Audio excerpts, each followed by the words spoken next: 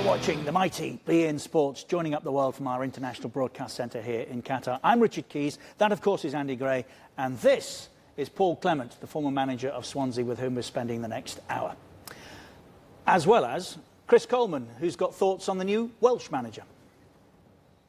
It's Ryan's time, and everybody, we all need to be behind Ryan, give him what he needs, support him, because I needed support. You know, I needed time, I needed support, and that's what he should get. And I think he will, and I think it'll be a good appointment. I really do. Chris also, in conversation with Matt Critchley, answers the question, why Sunderland, which many of us have asked, of course. Have a look at this. What do you see here? A football crest. A football crest. Wembley Stadium aren't best pleased. They've taken Wembley, the football club from North London, who have used that logo since 1946, to court. Why? Because it restricts them from marketing their goods in many countries overseas. Why, is it the same logo, Wembley? No. Entirely different logo. What's their argument? Well, I don't know. We will find out later. Let's hope so. We're also going to be discussing the perils of painkillers, something again which Andy knows plenty about. This is Tommy Lee, former Chesterfield goalkeeper, who in his career has taken more than 4,000. He quit this past fortnight. 4,000 painkillers. Yeah, I can believe it. I had some knee trouble when I was a kid, when I was 19 and started. And for about the last 9 years of my career, it wasn't on painkillers, I was on anti-inflammatories, pretty much on a daily basis for about 9 years, just because my knee used to swell up and used to have trouble with it. And I still take them now. Top guys won't do that, Paul, now, will they? Not anymore. Very, very top-end professional. I think a lot of players play with pain, and it's whether how much they tolerate that and how much they want to rely on other medication to get them through games. But I still think it happens. Yeah. Do you think, just quickly, do you think players have got more control of their health now than they had? What I'm saying is, in my day, Gaffer would come and say, you need to take a couple of these, or you need to take a couple of that, and you need to do this to get you on the pitch. Nowadays, the players go, well, nah. Yeah, I think that's, you just summed it up there. That it was the gaffer that used to say it. Well, the physios used to be the sponge man, but now there's a lot of expertise around football clubs, and you'd like to think that the health and welfare of players is better than it was before. Much better. Yeah, absolutely. Bob Paisley used to carry the innards of an old laced football with a sponge in it when he was the sponge man at Liverpool. This is what we were doing last week on Keys and Gray. Children inundated with gambling adverts across the Christmas and New Year picture. 9 Premier League teams carry gambling on their jerseys. Probably half of every football team, half of all the team on the squad would gamble. Video assistant referees have been introduced, first in the FA Cup and then in the Carabao Cup. Trying new things, I'm all for that. Try it. Well, you and I have been, Andy, for 25 years. Yes, try it, and if it doesn't work, at least admit this isn't helping the game. The Rooney Rule, at last, has been ratified by the Football Association. You have to include at least 1 or 2 BME candidates in your interviewing process. So it is a step in the right direction. We'll be spending time later with football's youngest public address announcer. 15 is Willie. I tell you what, he has got grasps of some very, very difficult names, hasn't he? Yeah, basically he kept looking through my phone and just asked me who they were. I told him he's got memory of it. I love this. They do say never work with animals and children, Luke. I think we're finding out why, aren't we? I love that. He's still good. Fella. Stories then that we've touched upon. This one as recently as last week. Gambling. Football clubs at one point said, well, we won't sell replica shirts with gambling's sponsors' names that are connected to gambling on the front. Well, they are doing. Think again. Remember mentioning, I think last week Andy said to you that the mayor of Liverpool is an Evertonian that asked the police on Merseyside to look into the Ross Barkley. No, I wasn't joking. He was deadly serious. And they've investigated it. The police on Merseyside have investigated the transfer and decided that no wrongdoing has taken place. I think that was the outcome that most of us expected. This, from a number of papers this week. There's not much I can add to that. No. The Barry Bennell trial continues. But those of us who were close to and could never find a reason, and obviously Gary's parents were amongst them, maybe did this past week. Now, Tuesday night, historic, for the reason that Leicester City were awarded a goal that the video assistant referee had decided they should have. So, well done, VAR, Tuesday night. Wednesday night, chaos at Stamford Bridge. It all went horribly wrong, to the point whereby a number of those that were seriously onside, to use relevant phrase, have now perhaps changed their mind. Graham Poll saying today in the Daily Mail, we cannot possibly introduce this next season in the Premier League. Paul, are you a fan or not? I mean, I've come out publicly and said before that I'm in favour of VAR. I've seen it introduced into other sports and it's been done so successfully. I can understand at the moment that there's some debate going on about the effectiveness of it, whether it's worked or whether it hasn't worked, and we've only seen in this last week a very effective example of it in the Leicester game, where given offside and it wasn't offside and the goal was given, and then an example in the Chelsea game where you can see the problems of it. From my own point of view, last season, we were in a relegation battle at Swansea. We had a really important game against Burnley. Burnley had a corner. They put the corner into the penalty area, and Sam Vokes was attacking the ball, and he'd gone to go with his head, but he wasn't going to get there, so he put his arm on it. And Anthony Taylor, the referee, believed that one of our players had handled the ball and awarded Burnley a penalty. I remember it well. For me, VAR would sort that out, very quickly. That's the infringement was by the Burnley player. It's a free kick, and we have the ball. Now, the penalty was given. Burnley score. Fortunately, having gone behind, we got back into the game and won it in the last second. But if that ends up being a loss to us on that game or a draw, those 2 points, potentially 3 points that we've lost, could end up being the difference between us being in the league or being relegated. Which is a very strong argument for, isn't it? Yes. Let me. I'm not saying discard it. I'm not. Paul's exactly said what I think VAR should be used for. Why it was a success this week, because of what? It was a matter of fact. Was Iheanacho onside or offside? Quite simple. Bang, boom, onside, goal. Was it handed the ball? Vokes. Sam Vokes. Did Sam Vokes, you go to view, did Sam Vokes or one of your players handle the ball? Sam Vokes. Free kick to you, booking for Sam Vokes, get him with a game. Those are two matters of fact. Can I just stop you there? Iheanacho goes through, scores. On a matter of fact, it's decided the goal stands. What if the keeper stood in his goal and just went, I saw the flag, not looking to try and save that?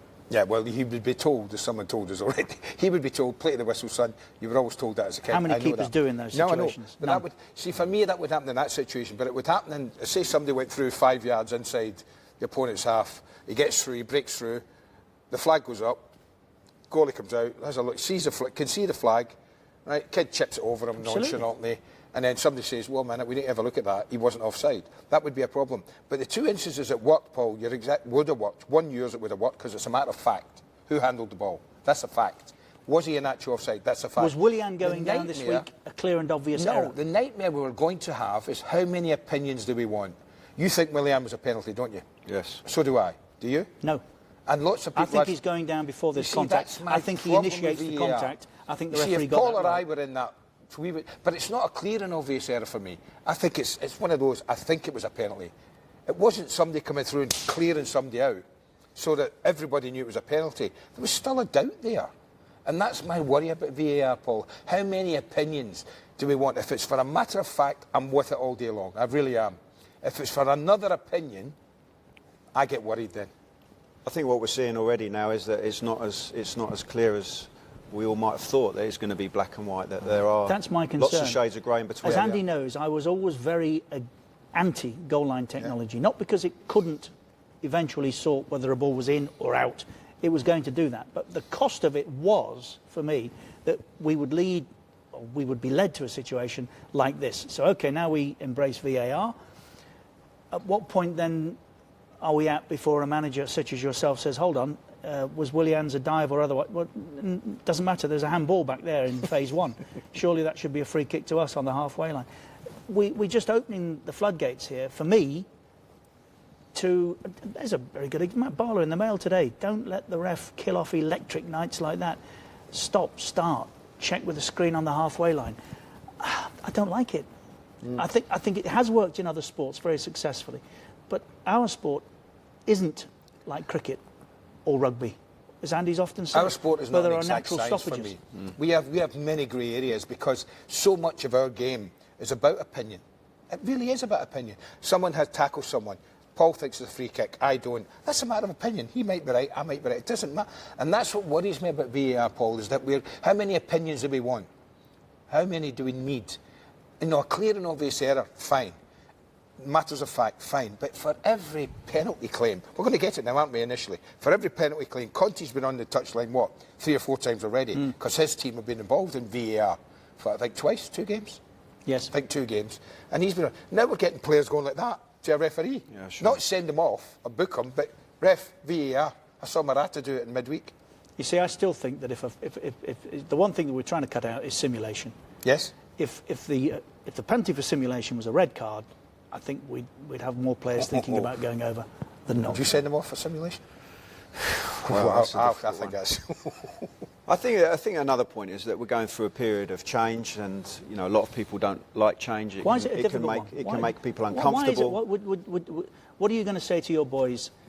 Are we looking to con the ref and nick a penalty here, or let's just be honest, lads, and stay on our feet?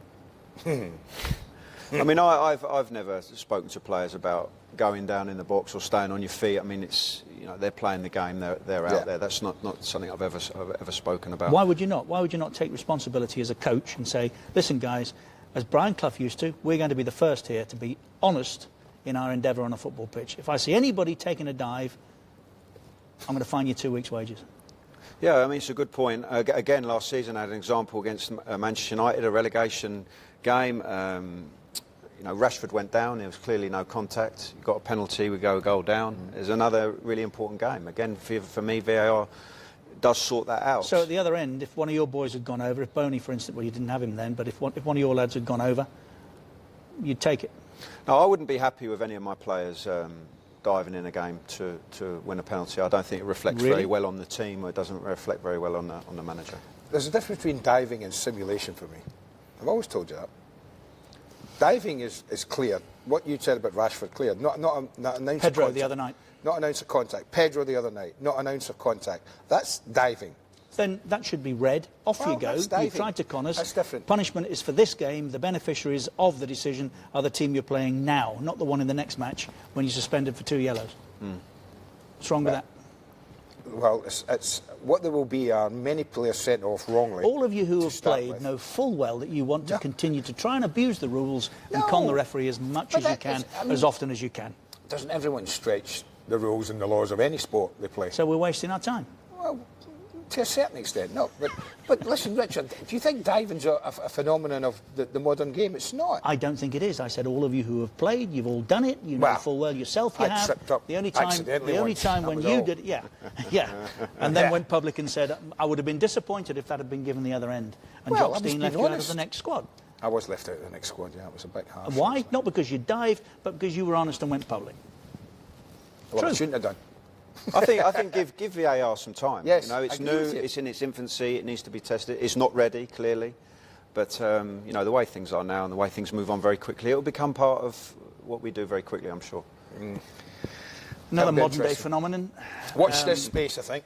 This is how the Philippe Coutinho transfer unfolded. January 2017, Coutinho, my football is here, my heart is here. I don't think about any other club. Not at all. I know that Liverpool means I live it. I smell it. You define the success of a player by his loyalty or his titles, or both, and I have much work to do.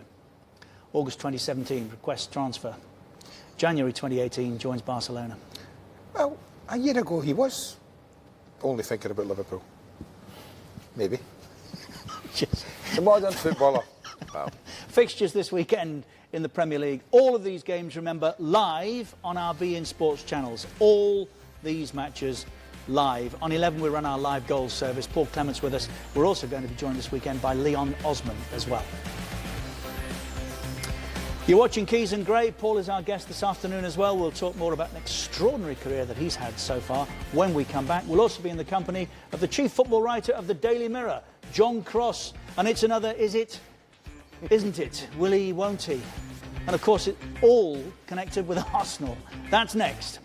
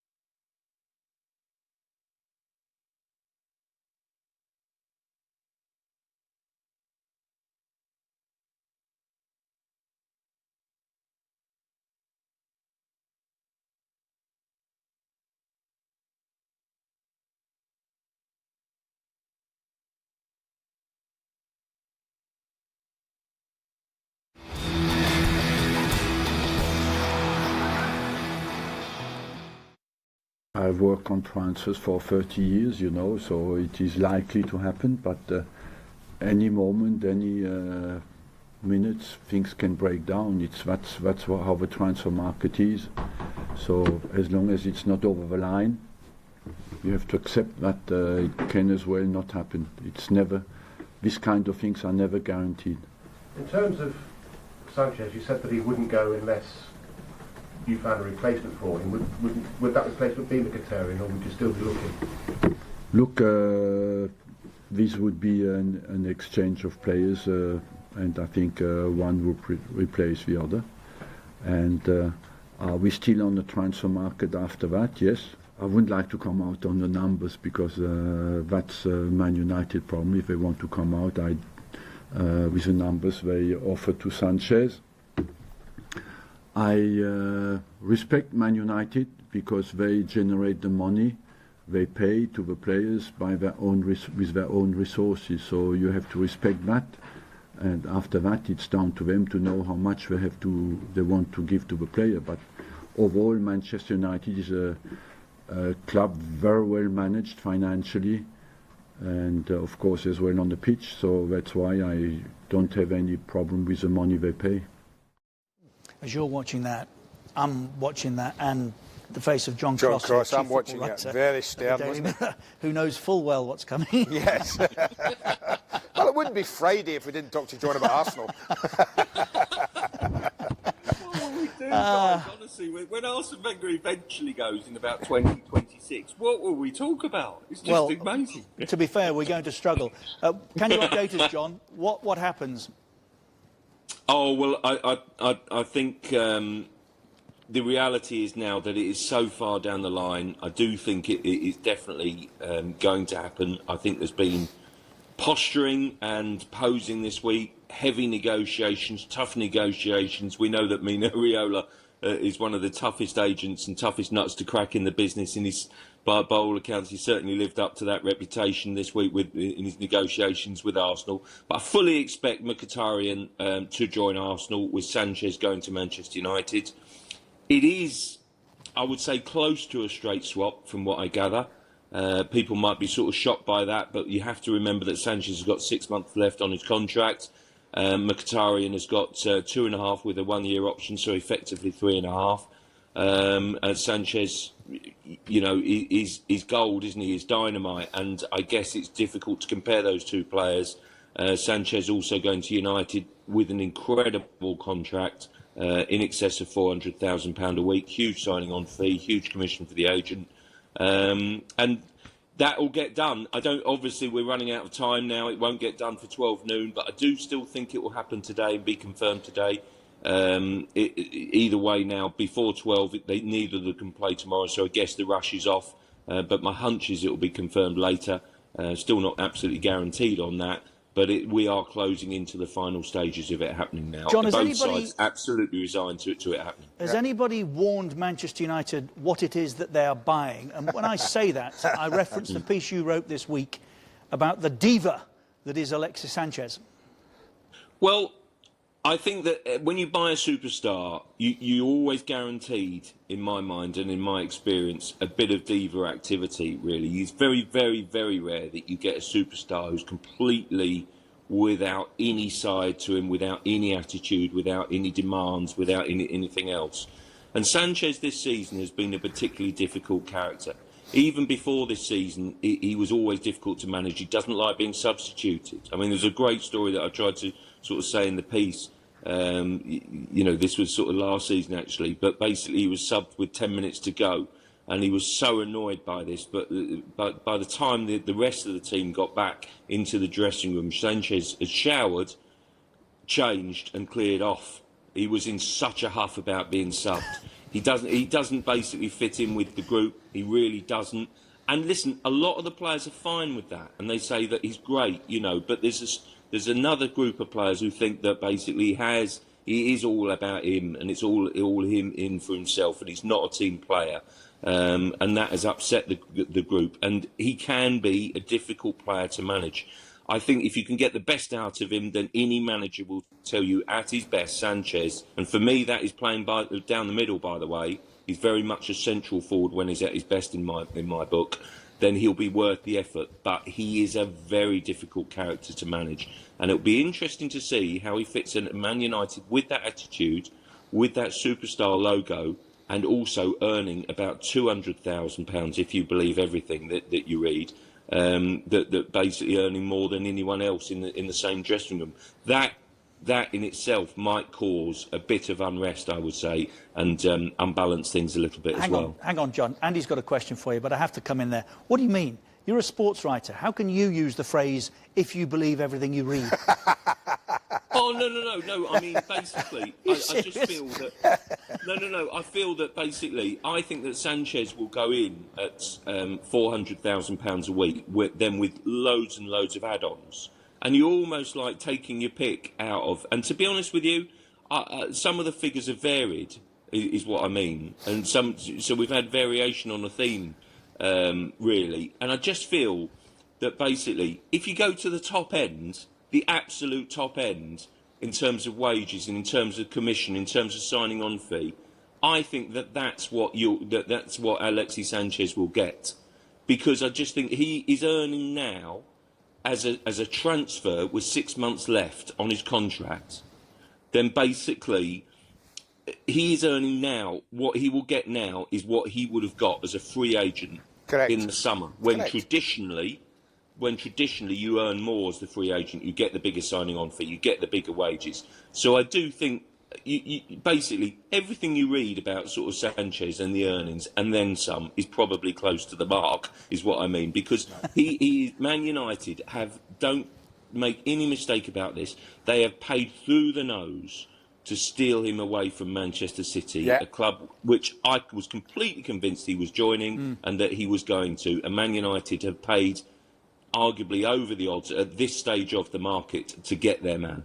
Well, they'll be hoping they get the same reaction, John, from another player that they stole, another ex-Arsenal player that they stole off Manchester City, Robin van Persie, because they won the title the year after that. Quickly, just on Aubameyang, you're going to get Mkhitaryan, it looks like, John. Are you going to get Aubameyang?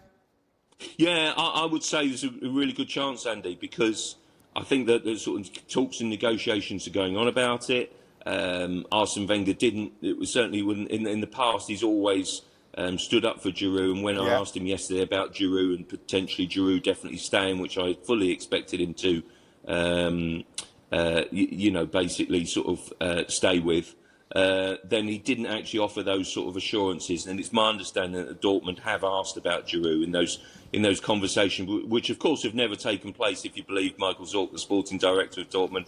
There's a bit of posturing going on there. And what I would say about is Aubameyang, that Arsenal are very, very hopeful. There are negotiations underway, but I think that will go to the final days of the window. I think that will be a longer, protracted one, even though there's a will on all sides, I think, player and both clubs, to get the deal done at the right price and at the right deal. John, a yes or no on Mourinho, because plenty this week to talk to you about. Is he going to sign an extension at Manchester United?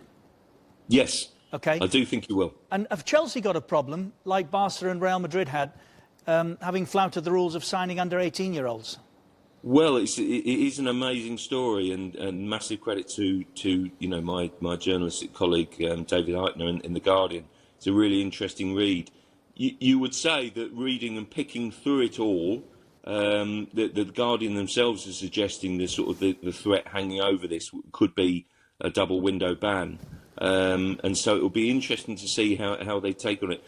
Chelsea's standpoint recently has been, well, it's not it's not as severe, and they're obviously pleading their innocence and sort of mitigating circumstances. But it'll be really interesting to see, and I think a few of these sort of continental clubs will be saying, well, hang on a minute, if we are banned and if we are treated this way, what about the English clubs? Time you treated them the same. So I do think it really leaves them with a big dilemma, I think. John, a story that jumped out at me this week was one with Peter Crouch. Are we really serious? Are Chelsea really in for, what, a 36-year-old centre-forward? Well, I just think it shows the desperation, but yes, I gather that they really are. I mean, also, what is interesting to me is, guys, sometimes, sort of it's interesting to sort of see the people associated with it. And I'm not suggesting they've got inside information, but they're just very well connected.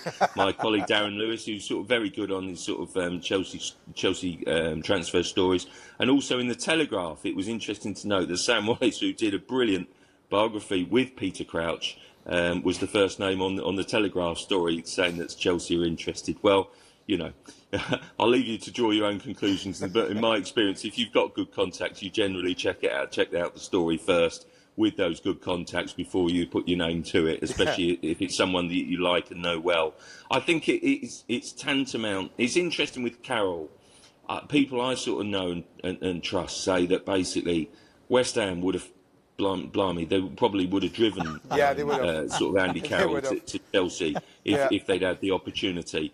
So, at this stage, I have to say there's so many people involved in so many different deals, whether it's being a chief executive, a chief scout, a manager, or several different agents. There's so many people trying to put different players into different clubs at the moment. But let's see how it works out. Because, look, the reports out of Italy are suggesting that Edin Dzeko is now a Chelsea target as well. Dzeko surely appeals more to most Chelsea fans. Yeah. But if they can't get him, then I do think that Peter Crouch is someone that Chelsea are indeed considering. Wow.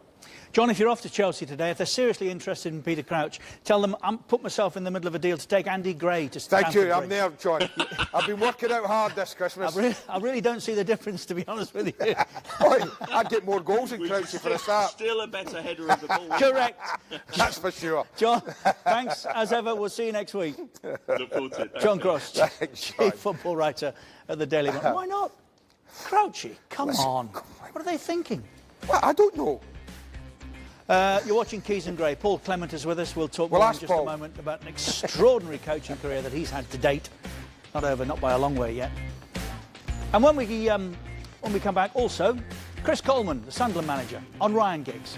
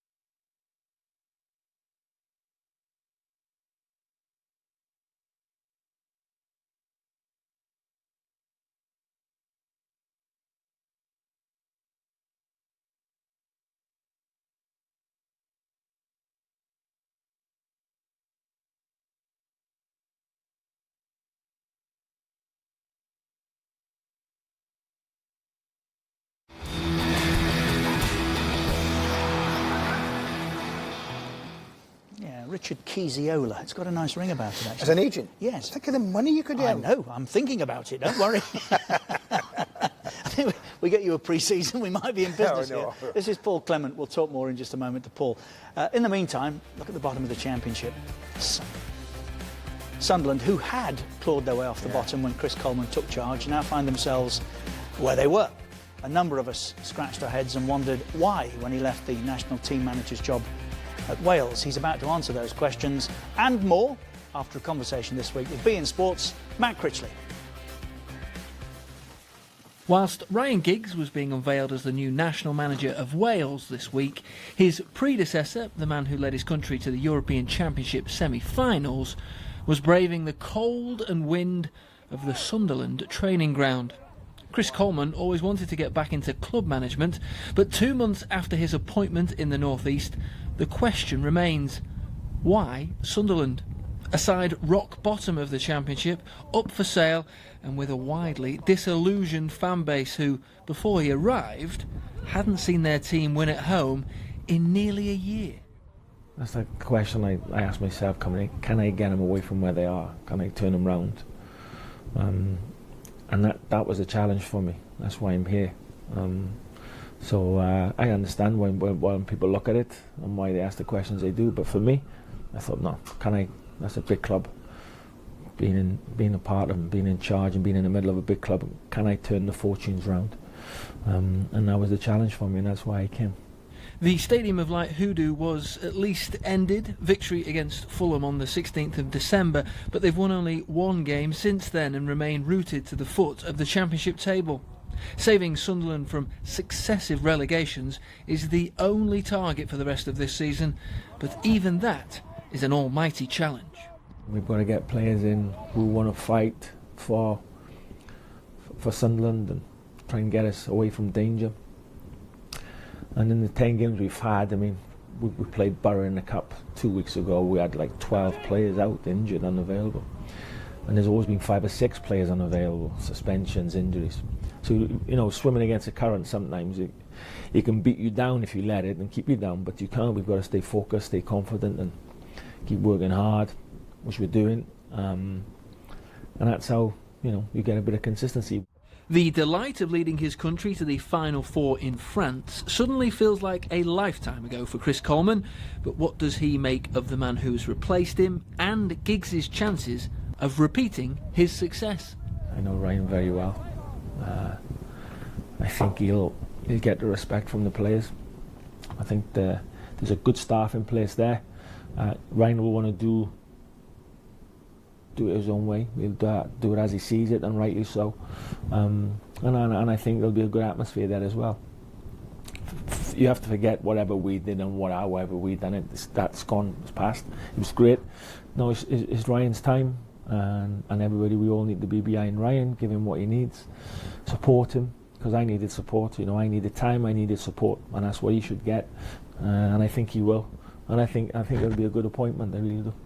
Giggs, for now, has time to get used to his new role. Wales' next match is not until the end of March. Time, though, is not on the side of Coleman, who needs results and fast to halt an alarming slide towards English football's third tier. Good luck, Chris. Yes, you'll need it. You see the wind up there? I know. Everybody in the hats. That's the North East for you. Right, question. Have a look at this. Okay. Can you spot the difference? Or indeed, is there a similarity between that and this? Yes, there's a similarity. They both say Wembley. Yes. That's the problem, I think. The first is Wembley the FC. Wembley FC logo. And they've used it since 1946. They went and legaled it, I think about 5-6 years ago. Registered it, is it? Yeah, So which has upset Wembley Stadium, because there are parts of the world now where they can't sell branded goods from Wembley Stadium. So they've taken Little Wembley to court over their logo. Brian Gum joins us, the chairman of Wembley FC. Brian, how much of a problem is this to you, and what do you expect the outcome to be? Well, I hope to try and get it to resolve, to be quite truthful. They've actually spoken to us for the first time this week, and we've made a meeting for the 26th to see if we can resolve this issue. The problem being is, what you've got to realise is, this was created by Budweiser for us, which we would left it in a legacy, basically. And what the FA is trying to do is just railroad us and take it over, because they don't believe a little club like this should have it registered. It's not only registered in one country, it's registered in several countries, including Russia and Emirates, China, you name it, we're registered there. So basically, I feel a bit let down because they are our neighbours. They went through the back door to do this. They've never really sat down and had a meeting with me and told me what they wanted. I'm not in the game to stop people trading. I'm not in that at all. But what I am in is for Wembley Football Club, and to see if it can help us out in any way, basically. So what actually is their beef, Brian? What is the problem at its base?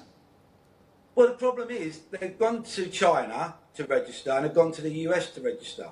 And they've been told quite clearly that they don't own it. We own it. Wembley Football Club own it for another 8 years. So basically what they tried to do, without notifying ourselves, they went to the EU courts and had the ruling overturned, saying that the logo looks similar, etc., etc.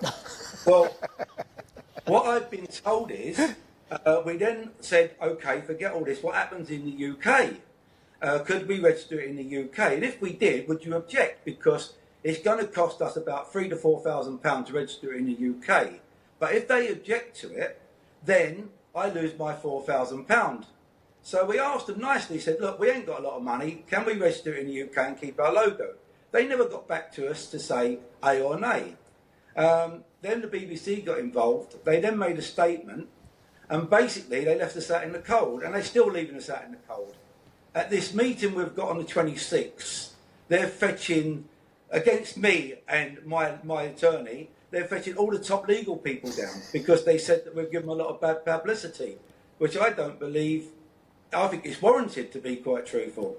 I have to say, from a position of neutrality, I think you're absolutely right, to be fair. So actually the solution to this you're offering is that you register your logo in the UK and allow them to register their logo around the rest of the world.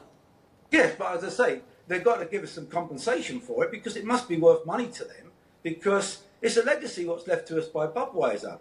And as the chairman of Wembley Football Club, which is a little club, but all the money helps. All I'm saying to them is, if it's worth money to you, if we was a big company, I've been told that they would have to pay lots of money for it, because it's a trademark, and trademarks are worth money. And we've got 9,000 items listed, even down to boot polish, knickers, bras, you name it, it's registered. And if that's worth something to Wembley Stadium, I don't want to stop them trading at the end of the day, but be fair and be fair with us and pay for what you want. But they don't seem to want to do that. Brian, are you registered simply as Wembley? Have you registered the name Wembley, or are you Wembley FC, Wembley Football Club? We're Wembley FC Football Club. Well, why, Brian, sorry, but why then can Wembley not register Wembley Stadium as a different entity totally? I really don't know about trademarks. It's not my fault. Not mine, that's what I'm asking. It's very confusing. I'm only going by what I'm told. Yeah. I don't know nothing about trademarks. As I say, we inherited this from Budweiser. But the point is, it's worth money to somebody, and it's worth money to our club, because we can still sell. Bearing in mind, the World Cup's in Russia.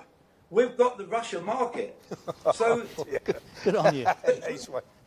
We've got the Russian market. We're registered in Russia, but they just want to railroad us in and take everything that we own.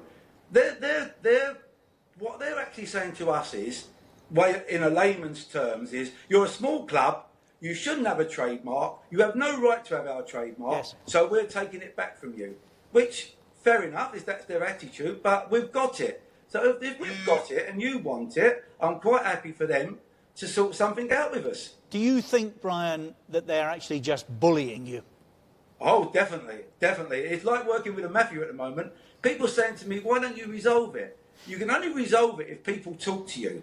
They haven't spoken to us for over a year. They've only just spoken to us this week simply because we've had over 30,000 hits on Twitter by this lady and who done the petition for us, and a BBC, ITV, all the radio shows, simply because we give them publicity, they are talking to us. But until you now, they've sent us an email now saying that they're not very happy the way we've gone about it, saying that we've misled people. We have not misled anybody, and I can honestly say that.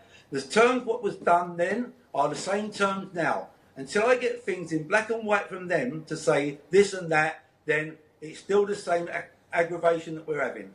Brian, stay in touch. Let us know how it works out. But good luck to you. Bill, thank you very much. Thanks, Brian. Brian, thank you. Extraordinary, isn't it? I think Brian's the boss as well, isn't he? Yeah, He's yeah. sitting in the manager's chair. Yeah, the boss. But it's not fair, is it? No, it's not. I mean, I don't know about trademarks, but I mean, it's quite simply, they're Wembley Football Club, they're Wembley Stadium. Well, he's right. If you want it, we'll just re-register in the UK. And if you want the worldwide rights, you pay us for those. You can Carry on. Simple. No, but the big boy always bullies a little boy, remember? Yeah, OK. Paul's with us. We'll talk more in just a moment. We're also going to be discussing the dangers of taking persistently painkillers. Tommy Lee, former Chesterfield goalkeeper, quit this week. He's only 31. He's young for a keeper, having taken more than 4,000 painkillers during his career.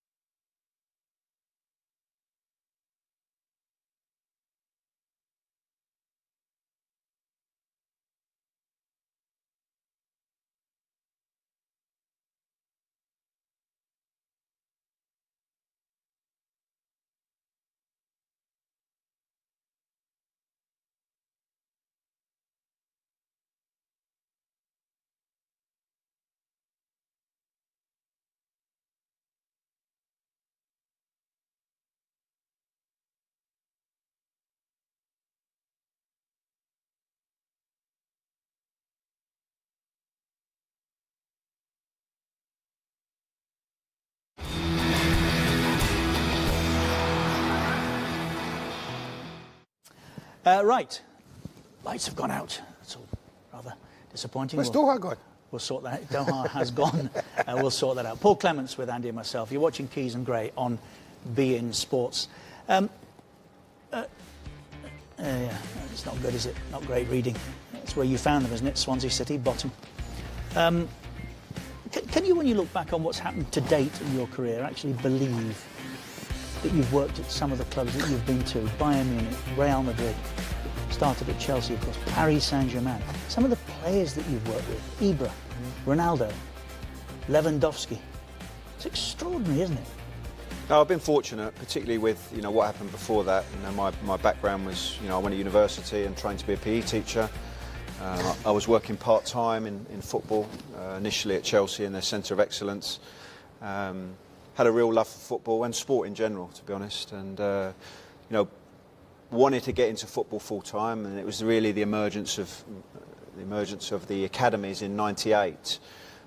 There was a need for people that were coaches and had knowledge in education as well. There were opportunities for people like me. So spent a lot of time in youth development initially. I thought that was where I would stay, but it was due to that turnaround at Chelsea, really, of the coaches, one after the other. They were just going, and me moving up through the ranks. I got that opportunity really with Carlo in 2009, and it went from there. But do you not intimidated by these guys? You suddenly scratch your head, sat in a dressing room looking at Ibrahimovic or, like I said, a Ronaldo there or a Lewandowski here. World Cup winners. These are all over the place. Top end, aren't they? At the highest. Well, I think I had a great schooling at Chelsea. First of all, coming through the academy and then into that first team environment, into a very mature dressing room.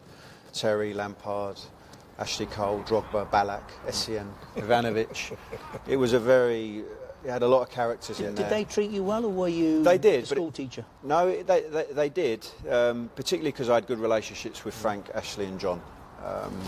They showed me a lot of respect. But it was also a time when I was out of my comfort zone, for sure. Yeah. But it was that period where I learnt the most and really gained the confidence to be able to go and do what I did in supporting Carlo at some of the most, the biggest clubs in Europe. Do you think, Paul, that because you didn't have a career, it was extra difficult to earn the respect of the players you were coaching? Did you think you had to work harder at it? They'd say somebody who's got a glittering playing career, who walks into a football club. And Makelele that you've worked with. Correct, like Makelele. Claude would have that immediate respect, wouldn't he, as an ex-player?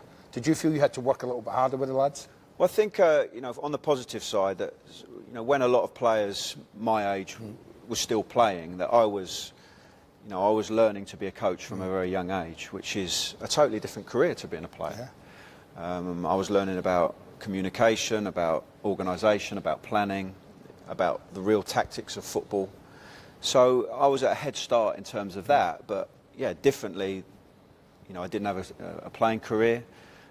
But what I found is in all the environments that I was in, if you show a player that you can help them and that you do have knowledge, absolutely, and you have personality, that you can have a successful career, not having a high-level playing background. And what's he like to work with, Ancelotti? It was a pleasure to work with him. For me, easily the biggest influence on my career. 7 years as his assistant. And I would say that if I was a player, this is the kind of coach that I'd really like to play for. Why? Well, first of all, he had a glittering career himself. Yeah. Achieved a lot. European champions twice with a great Milan team under Sacchi, but then made that transition from being a player into a coach, but being so humble in doing so. Very grounded, great relationships with the players, tactically very, very strong. Does he lose his temper? Yeah, I think I've never seen him lose his temper. We're back in business. Yeah. Oh yeah. Yes, but not very often.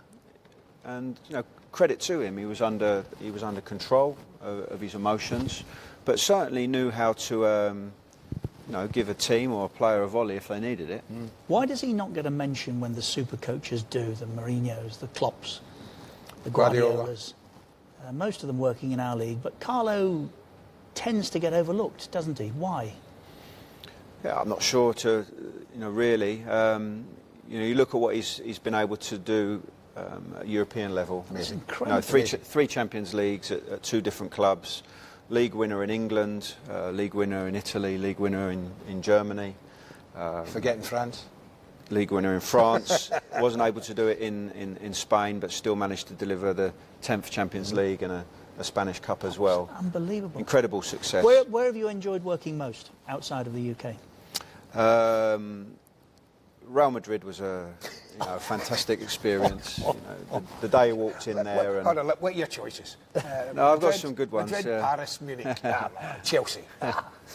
No, I have been very lucky, but Real Madrid was special because when you walked in there, you just realised how big a club it was. The history, what we were able to do there to deliver that 10th Champions League was very special. Bayern Munich was also a very, very good club, but the most special time was the 2 years in Madrid. Do you think your name was on the trophy that year? And if it was, at what point did you think, we're going to do this? Well, having got through the semi-final against Pep Guardiola's Bayern, who were dominating in Germany at that time, very tight game in the Bernabeu, but then we went there and won 4-0. Yeah, blew them away, didn't you? Three set Blew them plays and away. a counter-attack. We played really well that day as well. You get to the final and, who knows what can happen. 3 set plays and a counter-attack. Yeah. The very same way City won at United recently. Everybody can do it. Set plays won us the Champions League because of what we did in the semi-final, and also Did you work on them? the final. Yeah, absolutely. We didn't drill them to death, the players, but we were organised for sure. And then the final, 93-minute equaliser. Ramos header corner. Yeah, Modric corner, Ramos header. I said that the day. If they'd have marked their post, Atletico Madrid. Yeah, would have saved it. Defending set play, we didn't get it right in the first half. Atletico scored, but when you score on 93rd minute to get that equaliser, oh wow, that was a fantastic moment. Can I ask you, moving on for a little bit from there, coaching for all those years, then deciding, right, I'm going to have a go myself. Yeah. What did you find the biggest difference between being that coach and being the boss? I mean, so many differences, and it's incredible. It's being an assistant compared to the head coach is being an assistant's easy compared to being a head coach. I know now, as I sit here now, my time as an assistant is done. It was a fantastic period for me, 7 years. I had a good experience at Derby and Swansea. I know now that I'm a head coach, and that's what the future I want to continue with. I don't wish to cut you off, but we'll have more time to investigate this across the weekend here on beIN Sports. If you're with us in the Middle East and North Africa, Paul's one of our guests, so is Leon Osmond. But I want to get Tommy Lee in. Tommy Lee, the former Chesterfield goalkeeper who's quit this past fortnight or so, aged 31. That's all, Tommy. Why have you made that decision? Yeah, I've been struggling with a shoulder injury for probably 18 months, and it was actually a little bit longer than 2 weeks. It was about 2 months ago. Was it? Yeah, I struggled to get back to fitness. I managed to get back into full training at the start of the season. I played a few games this season, but the top and bottom of it was that the pain in my shoulder and the debilitating nature of the injury meant I didn't really have a choice, and I had to call time on my career. In order to keep playing, Tommy, what did you do? How many painkillers? Well, early on in my career, I had quite a serious wrist injury, and for a goalkeeper, obviously, that's not the best. And I'd say probably at my worst, I was taking 2 or 3 a day for a long period of time. And I needed to take those tablets just to get through training and get to a level where I could perform on a Saturday. Did it just become part of your diet almost, Tommy? Just waking up automatically, pills go in the mouth, it's just another day for me. It becomes a bit like that, doesn't it? Absolutely. It's just a routine. It was almost part of the preparation for training and for a game. I'll have my breakfast, I'll take an anti-inflammatory, I'll train, I'll have my dinner after training, I'll take another anti-inflammatory. And it just became part of a routine. I mean, throughout my career, I was never forced to take these drugs. It was always my decision, and I was always given the drugs under guidance on how to take them. But you know yourselves as professionals, you need to be fit and you need to be playing games. Yeah. I've seen the figure 4,000 mentioned cumulatively. Tom, is that an accurate figure? I'd say it's not far from the truth, especially after my wrist injury. I was taking a lot of tablets. I couldn't put an exact figure on it, but that's the way it was. I mean, I didn't think it was an issue at the time. It's only recently that we see with Daniel Agger and the FIFA doctor coming out in the press and saying that these drugs can do some long-term damage. I didn't realise that. I was just doing it so I could play football. Does it concern you that you might have done long-term damage? I suppose it does a little bit, but I was lucky in the sense that I never really had any side effects acutely. I know a lot of players do suffer from bad stomachs and things like that, and I always took the drugs in the right way, so I always took them with food and things like that. So, listen, nobody can look see into the future. Hopefully I've not done any long-term damage, but it's the price professional athletes pay. Yeah. But a high one, isn't it, in some cases? Absolutely. But I mean, you speak to a lot of ex-professionals who've got bad knees and things like that, and you ask them, would they change what they've done? And a lot of them... I'm telling you, Tommy, I wouldn't have changed what I did. No, you're absolutely right. Because the top and bottom of it is, especially for a lower league player, you've got to pay the bills. You've got to pay the bills, and if you're not playing football, then you can't pay the bills. Since retiring, I believe you've taken a course in sports writing and broadcasting. How has that gone? Yeah, that was fantastic. I started that actually before I got my injury. I knew I needed to start thinking about doing something after football, I enjoyed that.